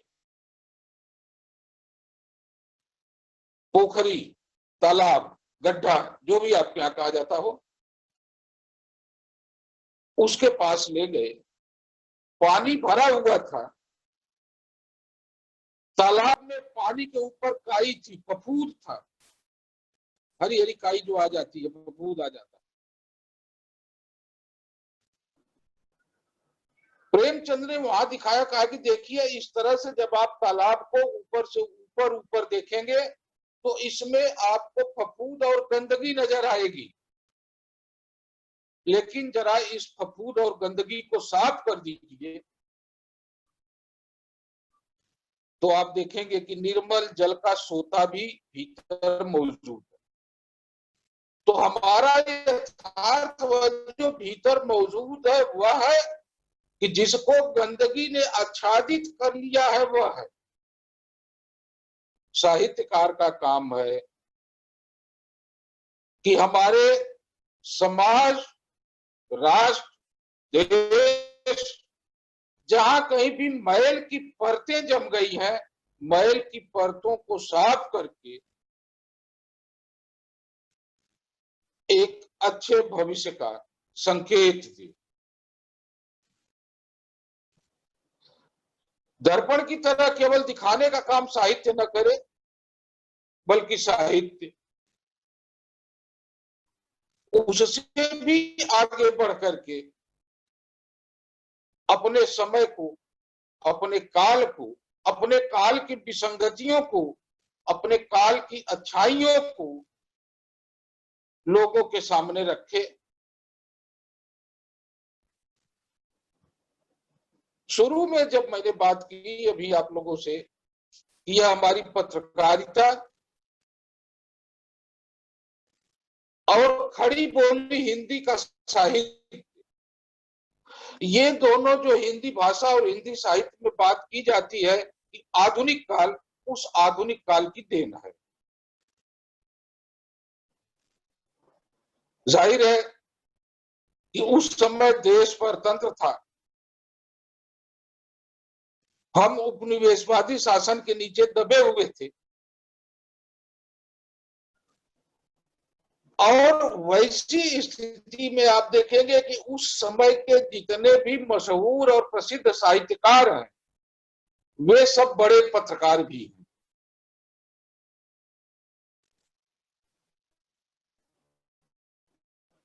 लेकिन पत्र, किसी पत्रिका, किसी न किसी अखबार के वे या तो संपादक हैं या तो लेखक के रूप में उससे गहरे जुड़े हुए हैं। एक नहीं, कई कई पत्रिकाएं निकालने वाले लोग भी हैं। आप भारतेंदु हरिश्चंद्र को याद करें, वचन सुधा, हरिश्चंद्र मैगजीन, हरिश्चंद्र चंद्रिका, बाला बोधिनी, 3 पत्रिकाएं तो वही निकालती थी। हरिश्चंद्र चंद्रिका और हरिश्चंद्र मैगजीन एक ही थी। प्रताप नारायण मिश्र, बालकृष्ण भट्ट, बद्रीनारायण चौधरी प्रेमगढ़, भारतेंदु मंडल के जितने भी रचनाकारों को आप देखेंगे, या भारतेंदु मंडल के बाद बाहर आगे चल करके जिन रचनाकारों को देखेंगे जो प्रसिद्ध रचनाकार हैं, वे रचनाकार के साथ साथ पत्रकार भी।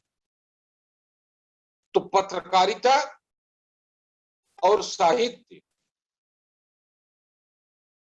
लंबे समय तक इन दोनों के बीच में विभाजक रेखा खींच पाना बड़ा मुश्किल था। आज भी मुश्किल है।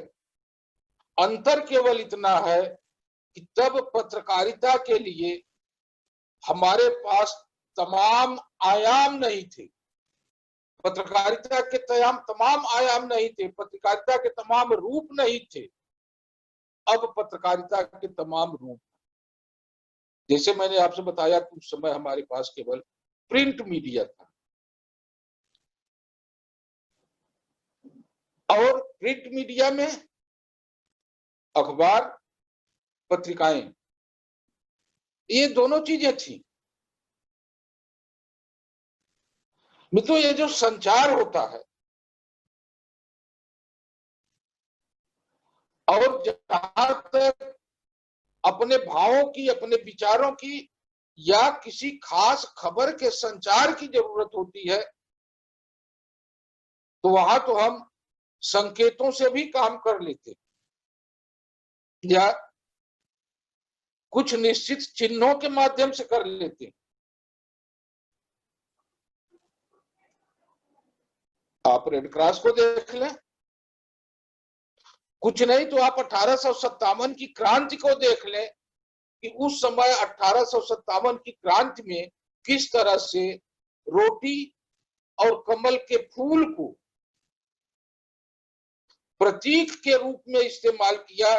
जब एक रोटी एक गांव से चल करके दूसरे गांव में पहुंचती थी तो दूसरे गांव समझ जाते थे कि इसका मतलब क्या है, किस तरह से हमें तैयार करना।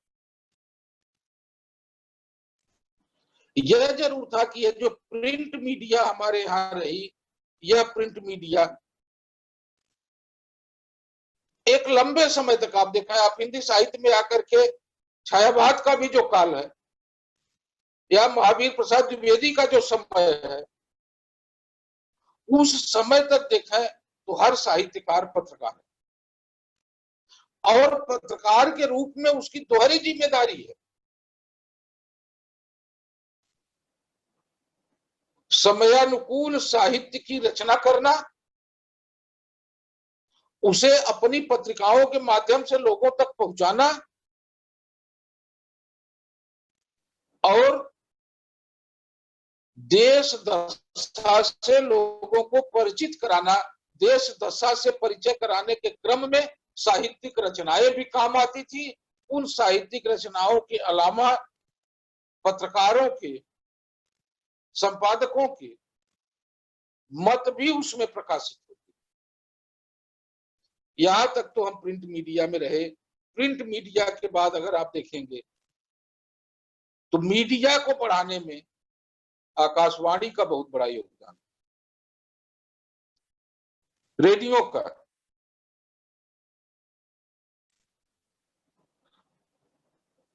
हम में से सभी लोगों ने देखा होगा कि कुछ दिन पहले ऐसा समय था कि रेडियो पर समाचार सुनने के लिए या रेडियो के किसी निश्चित कार्यक्रम का लोग इंतजार करते थे कि हफ्ते में एक दिन आता है या 2 दिन आता है या किस समय आएगा। उसी समय के अनुसार उन्होंने अपनी दिनचर्या को बांध रखा था। उन्हें 9 बजे रात का समाचार सुनना है तो वे समाचार सुनेंगे।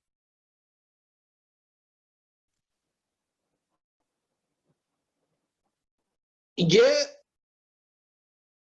आकाशवाणी भी जब आई तो आकाशवाणी के माध्यम से भी तमाम साहित्यिक रचनाओं को प्रसारित किया गया, कभी नाटक के रूप में, कभी कहानी के रूप में, कभी किसी साहित्यकार या पत्रकार का इंटरव्यू लेकर एक ऐसी स्थिति रही कि जिस स्थिति में हम साहित्य और पत्रकारिता दोनों से बंधे रहे। अगला कदम हमारे यहां मीडिया के रूप में अगर आप देखा तो टेलीफोन, दूरदर्शन, मतलब अब हमने जो हमारे लिए केवल ऑडियो था, जिसको हम केवल सुन सकते थे, अब उसको हमने दृश्य बना दिया। हम उसको देख भी सकते। और यह जब देख सकने वाली बात आई, आप गौर करें कि कितनी ऐसी रचनाएं जिन पर सीरियल बना,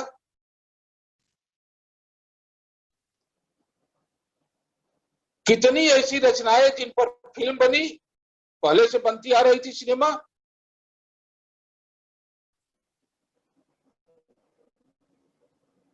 उन्हें प्रसारित किया गया। यह जरूर था कि जो साहित्य का उद्देश्य था और जो मीडिया के इन तंत्रों का उद्देश्य था, इसमें थोड़ा अंतर था। अंतर किस तरह का था?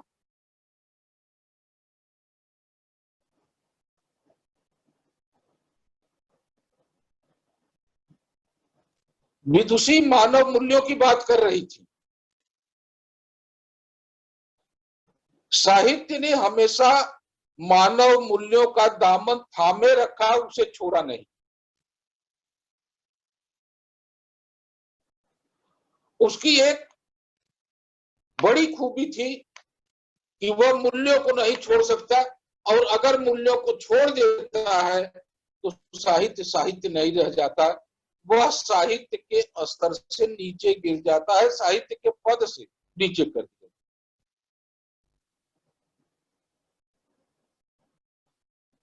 हमारे सामने जो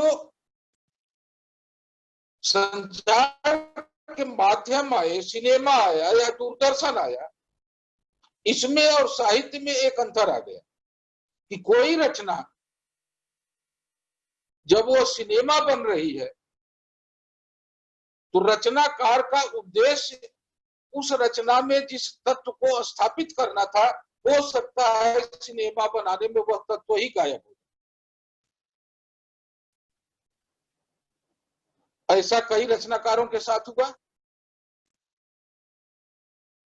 और लोगों को तो छोड़ दीजिए, प्रेमचंद ऊब करके साहित्य लेखन से कि ये मैं मस्जिदी होकर के नहीं जी सकता, मेरा खर्च नहीं चल रहा है, कुछ अधिक पैसा कमाने के चक्कर में बंबई गए, सिनेमा के साथ जुड़े, उनकी कई रचनाओं पर सिनेमा बना भी,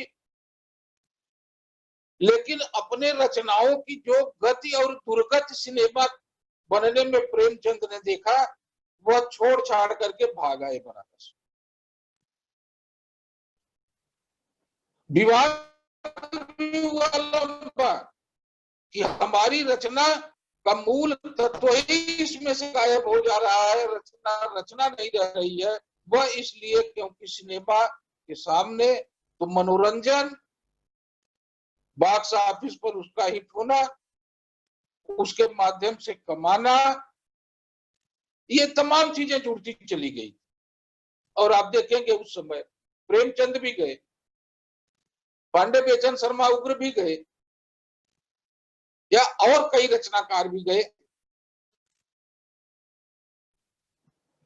जिन्होंने अपने लेखकीय मूल्यों से समझौता नहीं किया और लौट करके चले आए। एक समय था, लेकिन एक समय में आप ये देखें कि जो हमारा वर्तमान है, इस वर्तमान में जिस तरह के सीरियल, जिस तरह की फिल्में बन रही है, जो हमारा एपिक है, महाकाव्य है, जिसको हम क्लासिकल मानते हैं, रामचरितमानस या रामायण या महाभारत, इनको लेकर के सीरियल बने और इनकी जो पटकथा लिखी गई, सागर ने लिखा, राही मासूम रजा ने लिखा, और ये जिस रूप में भारतीय समाज में चर्चित हुए,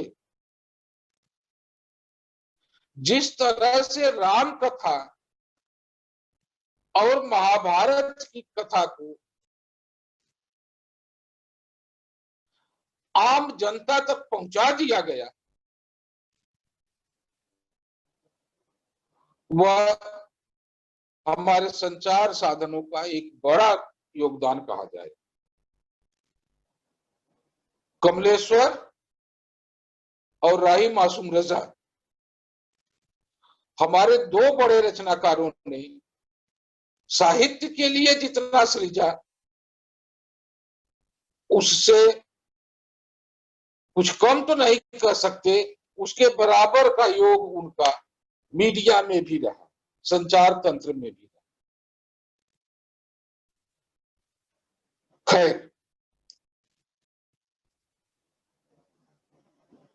हमारे यहाँ जब हम साहित्य के, समाज शास्त्र के अध्यापन की बात करते हैं, तो एक बहुत बड़ा मसला आकर के हमारे सामने खड़ा होता है। साहित्य के लिए तो हम कुछ प्रतिमान रखते हैं कि जो रचना इन प्रतिमानों पर खरा उतरेगी, हम उन्हीं को ही साहित्य कहेंगे, और जो रचना उन प्रतिमानों पर खरा नहीं उतरती, मान लीजिए न खरा उतरे, लेकिन जिसके पाठक तमाम हो, रचना की अच्छाई या बुराई तो उसका पाठक ही तय करता है कि किस रचना को कितने पाठक मिले। दो रूप है इसके।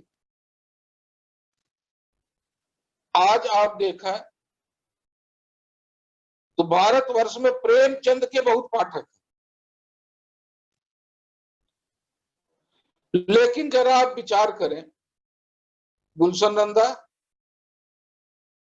रानू, परदेसी, या अभी चंद साल पहले एक उपन्यास आया था वर्दी वाला गुंडा, और ये पता चला कि एक एडिशन हुआ है और 3 दिन में बिक गया। इसे हम लोकप्रिय साहित्य के नाम से जानते हैं।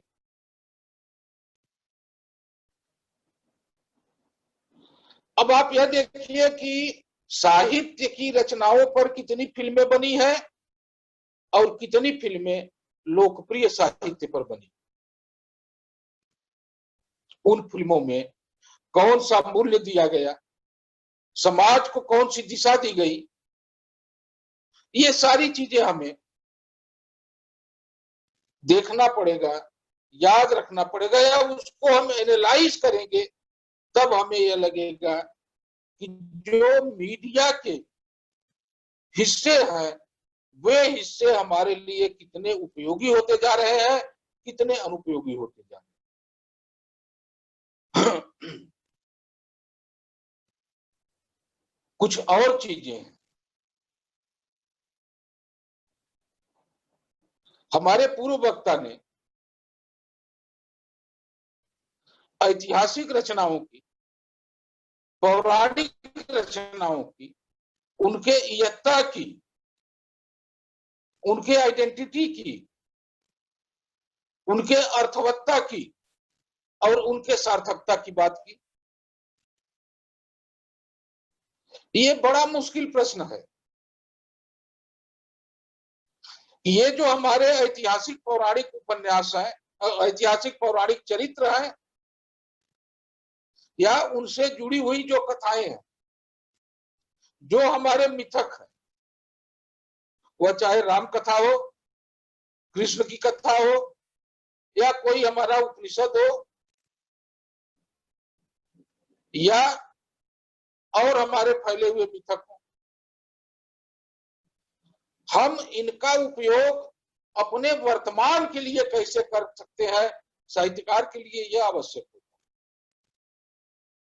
इसीलिए मैं बताऊं कि ऐसी रचनाओं को लेकर लंबा विवाद चला, केवल हिंदी पट्टी में ही नहीं, केवल भारत में ही नहीं, विश्व के अनेक देशों। ऐतिहासिक उपन्यास हम किसे कहें, और ऐतिहासिक उपन्यास अगर है तो ऐसे उपन्यास जो अपने अतीत का मंडन करते हैं, दूसरे शब्दों में कहें तो जो अपने अतीत का गुणगान करते हैं, एक तो वे हैं और दूसरे वे हैं जो अपने अतीत को प्रेरणा स्वरूप ग्रहण करते हैं। हमें इतिहास से क्या मिलता है? हमें इतिहास से एक बड़ी चीज यह मिलती है कि हमारे पहले भूतकाल में ऐसी सिचुएशन, ऐसी स्थिति, ऐसा कारण उपस्थित हुआ, तो इस तरह की घटना हुई, हम उससे सीख लें और ऐसी घटना से बचें। इतिहास हो, पुराण हो, मिथक हो, जब भी हम उसका इस्तेमाल इस रूप में करेंगे, अपने वर्तमान के लिए उसकी प्रासंगिकता देखेंगे, तो निश्चय ही रचना हमारे लिए महत्वपूर्ण। अब एक बड़ा प्रश्न उठता है, मैंने पहले भी आप लोगों से इस प्रश्न को कहा कि रचना तो बाई प्रोडक्ट है, जो रचनाकार के मस्तिष्क रंध्रों से छन करके बाहर आती है। अब जब हम किसी ऐतिहासिक घटना पर बात करें, एक बड़ी समस्या हमारे सामने खड़ी हो जाती है कि हम ये विचार करें कि इतिहास क्या है। हम तो ये कहते हैं और लगातार परिभाषित करते हैं कि 2 सेकंड पहले हमारे पीछे जो बीत गया वह तो हमारे लिए अतीत हो गया, इतिहास हो गया। रचनाकार के लिए इतिहास क्या है? आप हिंदी उपन्यासों का ही उदाहरण ले लीजिए, विभाजन को लेकर के तमाम उपन्यास लिखे गए, देश विभाजन उस समय भी लिखे गए, अब भी लिखे जा रहे।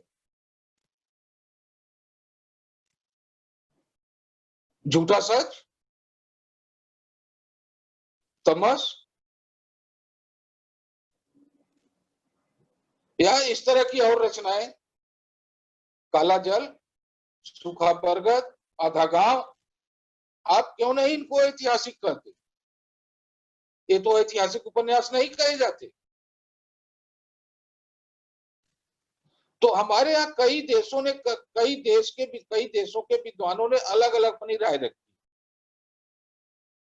कुछ जगहों पर यह कहा गया कि ऐसी घटना जो लेखक से 50 वर्ष पुरानी हो, मतलब लेखक जिस समय है उससे 50 वर्ष पुरानी घटना है, तो ऐतिहासिक माना जाएगा। कुछ ने कहा नहीं नहीं नहीं, ये तो नहीं हो सकता। कुछ जगहों से आया कि ऐसी रचना जो 200 साल पुरानी है वह ऐतिहासिक होगी। लोग समय की नापजोक करते रहे। एक विचार इसी में यह आया कि ऐसी रचना जिसमें ऐसी घटना का वर्णन हो जो न तो लेखक के जीवन काल की हो, न तो उस घटना का कोई प्रत्यक्षदर्शी हो जो लेखक को सुनाने वाला, मतलब उस कालखंड से लेखक का किसी तरह का ताल्लुकात न हो, न अपना ताल्लुकात हो, न उसके पूर्व की पीढ़ी का ताल्लुकात हो जिसके माध्यम से वह सुना है। और ऐसी रचनाएं जो आएंगी वह इतिहास की मानी जाएंगी।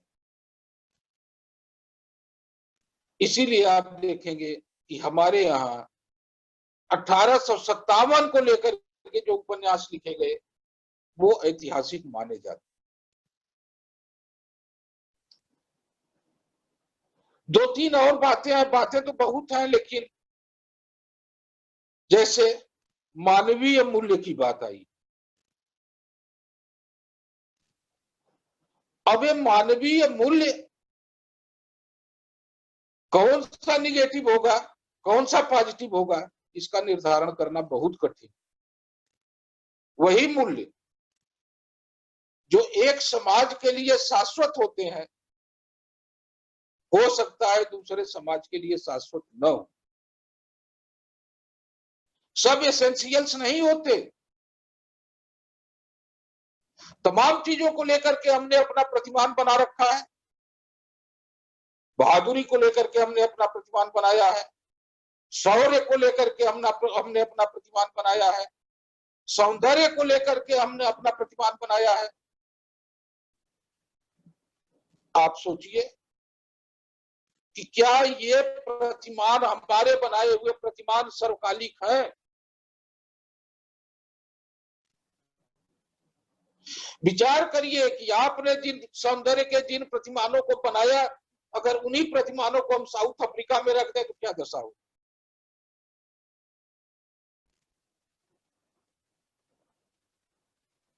इसलिए समय, समाज, संस्कृति, इन्हें ले दे करके जो मूल्य बनाए जाते हैं वह मूल्य सार्थक होते हैं। जैसे नीति निर्माण की बात हुई, और नीति निर्माण करते समय या नीतिगत कथन करते हुए आपने सच्चाई को सबसे ज्यादा महत्व दिया, अपरिग्रह को सबसे ज्यादा महत्व दिया।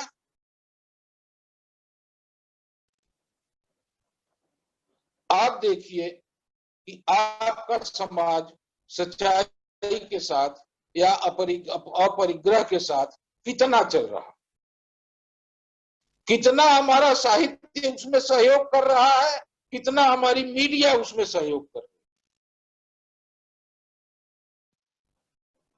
साहित्य और मीडिया के अंतर संबंधों की बात करते हुए हम ये न भूलें कि हमारी तमाम रचनाएं ऐसी हुई हैं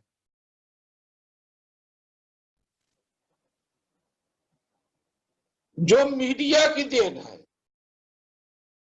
मैं खास तौर से एक विधा का नाम लूंगा साहित्य में, जिसको रिपोर्टाज कहते हैं। ये रिपोर्टाज विधा कहां से आई? इसका कहीं न कहीं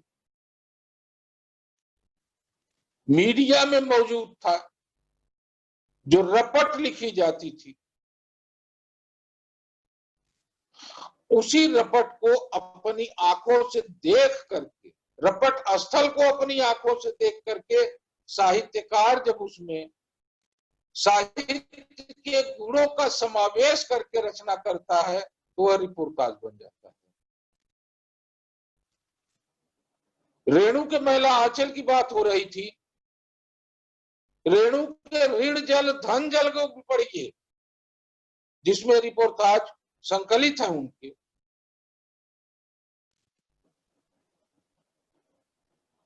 चीरों पर चांदनी, निर्मल वर्मा को पढ़िए, या तमाम ऐसे धर्मवीर भारती वगैरह रिपोर्टाज के लेखक हैं जिन्होंने अपने जान को खतरे में डाल करके लड़ाई के मैदान में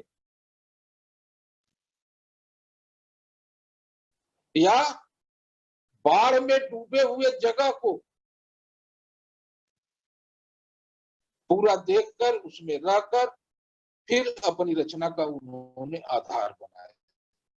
एक तो यह, एक और तरह की रचना का मैं नाम लूंगा जिसका संबंध पत्रकारिता और साहित्य दोनों से।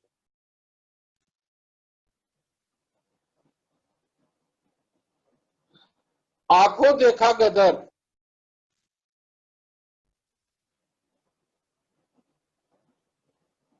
थोड़ा सा मैं यहाँ पता नहीं कंफ्यूज कर रहा हूं कि आंखों देखा गदर है कि गदर के फूल है।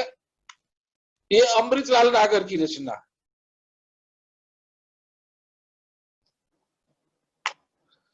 1857 को या 1857 में जो भारत की पहली आजादी की लड़ाई लड़ी गई थी, उस आजादी की लड़ाई को उस समय के मौजूद लोगों ने कैसे देखा। जाहिर है राही मासूम रजा के, इनके अमृतलाल नागर के और 1857 में एक पीढ़ी दो पीढ़ी का अंतर रहा होगा, लेकिन यह पता लगा करके कि गदर के समय से मौजूद लोग कहाँ कहाँ हैं, कौन कौन है जो जिंदा है, जिनसे हम कुछ बात कर सकते हैं, उन लोगों से बातचीत करके अमृतलाल नागर ने अपनी रचना दी, जिसमें 1857 के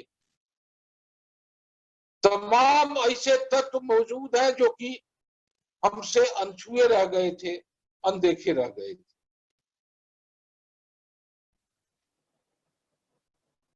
आज भी अगर आप देखें, आज की स्थिति में देख लें तो एक तरफ एडिटोरियल पेज या अपने बड़े बड़े लेखों के माध्यम से अनेक लेखक या अनेक पत्रकार साहित्यिक पत्र पत्रिकाओं, डेली न्यूज के अखबारों, दूरदर्शन, रेडियो, इन तमाम चीजों के द्वारा हमें अवगत करा रहे हैं, जानकारी दे रहे हैं। उसी के बरक्स तमाम साहित्यिक विमर्श भी चल रहे हैं। विमर्शों में या उनको लेकर के किस तरह से बातचीत हो रही है, किस तरह से विवाद हो रहे हैं, हमारा मसला यह नहीं है। हमारा मसला केवल ये है कि जिस तरह से हमारा समाज, हमारी संस्कृति, हमारा रहन सहन, हमारा आचार व्यवहार ये बदलता जा रहा है, वैसे वैसे रचनाकार वैसी वैसी रचनाएं अपने अनुभूत तत्वों और अनुभूत सत्यों को लेकर हमारे सामने आ रही। इसी संदर्भ में दलित साहित्य, आदिवासी साहित्य, स्त्री साहित्य,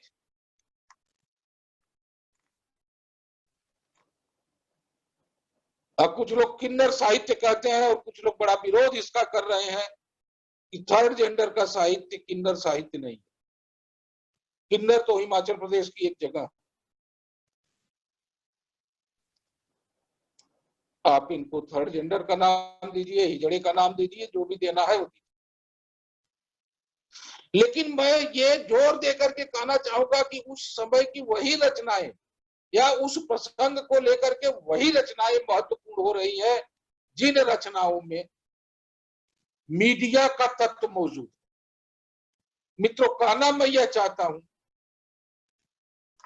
कि थर्ड जेंडर की स्थिति को लेकर के पहला उपन्यास जो हिंदी में आया उसका नाम यमगाथा है,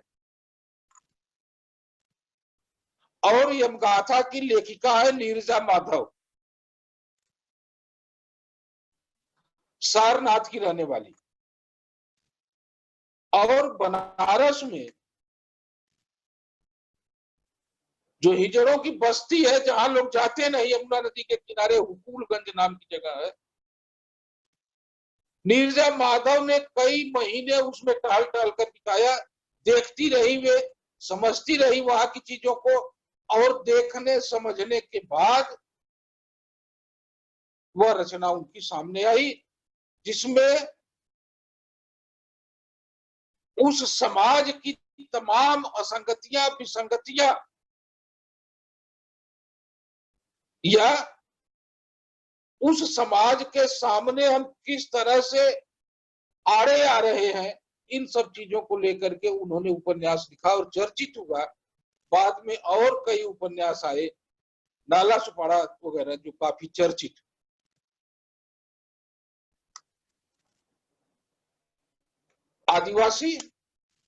आदिवासी जीवन पर जो लिखा जा रहा है, उसे भी लेकर के आप देखिए, तो आदिवासी जीवन पर लिखे गए उपन्यासों में या लिखी गई रचनाओं में जब तक खोजी तत्व मौजूद नहीं होता, तब तक रचना नहीं बनती। और यह खोजी तत्व अगर हमारे यहाँ पत्रकारिता न होती, तो ऐसे खोजी तत्व न मिलते। तमाम डॉक्यूमेंट्री, तमाम इंटरव्यू, उनके जीवन की जुड़ी हुई तमाम घटनाएं, उनका रहन सहन, अंडमान निकोबार के आदिवासी कैसे हैं, उनका दैनंदिन क्या है, व्यवहार क्या है, कार्य पद्धति क्या है, भाषा क्या है, इन सब तमाम चीजों को समझने के लिए अब हमें अंडमान जाने की जरूरत नहीं है। ये सारी चीजें हमें मीडिया ने उपलब्ध करा रखी। मीडिया और साहित्य का यह जो अद्भुत संयोग है, यह अद्भुत संयोग साहित्यकार और पत्रकार को अगर तमाम तरह की आसानियां दे रहा है, तो तमाम तरह की दुश्वारियां इस सेंस में कहता हूं, तमाम तरह के चैलेंजेस भी हमारे सामने वो परोस रहा है। अगर हम इन चैलेंजेस को स्वीकार करके इनके जो आपसी तत्व है, इन आपसी तत्वों को अच्छी तरह से संयोजित करके अगर किसी मूल्य की प्रतिष्ठा कर सके, समाज के लिए कुछ बेहतर निकाल सके, तो यह हमारे लिए बड़ी उपलब्धि होगी। और इस उपलब्धि का श्रेय दोनों विधाओं को जाएगा, दोनों तरह के रचनाकार और रचनाओं को जाएगा। दोनों तरह जो दृश्य और श्रव्य माध्यम बन रहा है, इन सब को जाएगा। उन्हीं के बीच से हम जो पढ़ रहे हैं, पढ़ करके जिन चीजों को हम उतनी अच्छी तरह से नहीं समझ पा रहे हैं, शायद उन चीजों को हम देख करके समझ सके। यह जो एक विरल संयोग है, यह विरल संयोग हमारे वर्तमान परिदृश्य की उपलब्धि है। अपने इस वर्तमान परिदृश्य को हम इन मूल्यों के माध्यम से, इन दोनों विधाओं के माध्यम से, साहित्य और मीडिया के माध्यम से आम जन तक पहुंचाने में जितने सफल हुए हैं, उतने सफल हम पहले नहीं हुए थे। यह सफलता हमें आगे और किसी निश्चित ऊंचाई तक ले जाएगी, ऐसा मेरा पूर्ण विश्वास है। मित्रों, आप लोगों ने मुझे समय दिया, मेरी बात सुना,